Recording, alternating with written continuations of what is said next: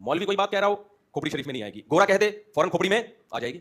हम तो बाहर मुल्कों में गए हैं, गोरे हमने बहुत से लोग देखे हैं आबादी से दूर जाके रहते हैं, वो नहीं घुसते कि जहां खच खच खच लोग भरेगा उधर ही, हालांकि उनकी आबादी क्या होती है, गर्लफ्रेंड होगी, उसका भी कोई भरोसा नहीं है कब मार्केट से शार्ट हो जाए, उस गर्लफ्रेंड को लेकर 1000 गज की जगह पे रह रहा होगा गोरा, आबादी से दूर, 2 घंटे की ड्राइव पे शहर आता है। ये हमारे लिए एक मुसीबत बनी हुई है कि सब जुड़िया बाजार में घुसना है सबने। खारा दर के फ्लैट जाके देखो यार, अंग्रेज से पहले के फ्लैट है वो, डर लगता है तुम्हारे 6 बच्चों समेत जमीन पे गिर जाएंगे।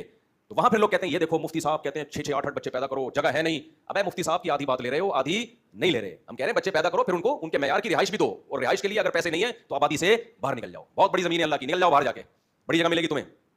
ये तुम्हारा हेडेक है कि सब जुड़िया बाजार में घुसने की कोशिश कर रहे हैं। तो एक फट्टा जुड़िया बाजार में करोड़ रुपए का मिलता है इतनी से फट्टे की जगह। एक आदमी से मैंने पूछा इतना सा फट्टा लेके बैठा हुआ है ना जुड़िया बाजार में, मैंने कहा ये फट्टे की स्पेस कितने की, तो 1.5-2 करोड़ रुपए बता रहा था, ये इतनी सी है। तो खैर बिजनेस के पॉइंट ऑफ व्यू से तो ठीक है।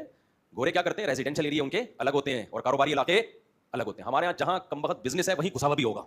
एक फट्टा है, उसका ऊपर एक फट्टे पे बीवी रह रही होगी, ऊपर वाले फट्टे पे मियाँ रह रहा होगा, और उससे ऊपर वाले फट्टे पे 8 बच्चे रह रहे होंगे उसके। तो फिर लोग कहते हैं ये देखो इस मुल्क में पाँव रखने की जगह नहीं है और बच्चे स्पीड से पैदा हो रहे हैं। तो हमारे जो 18 माशाल्लाह बच्चे हैं तो वो एक ही कमरे में नहीं है, वो 4 अलग अलग घरों में है। समझते हो कि नहीं समझते? यहाँ पर फिर वो सवाल होगा, हर आदमी के पास 4 घर के पैसे नहीं होते, तो हमारे पास भी नहीं थे, लेकिन घर हमारे शुरू से ही है।